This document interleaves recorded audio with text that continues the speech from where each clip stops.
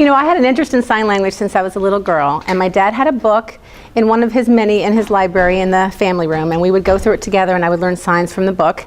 But it's not always easy to learn sign from a book because sign language has movement.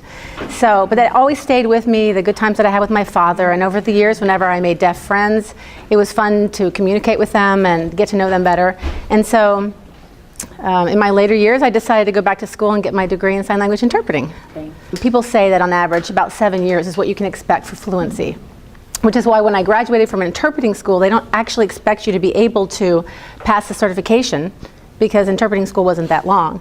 So I would say it took me about 7 years to be ready to pass the national certification.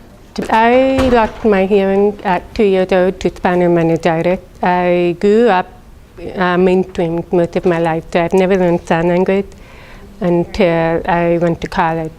That's when I was introduced to the deaf world. Working at Yale,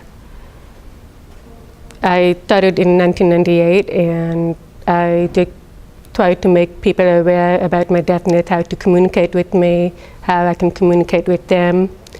I'm very willing to work with people about my deafness.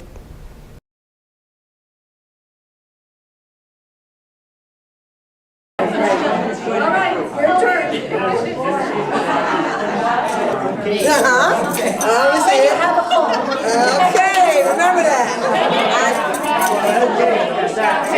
Okay, all right. Right. All right.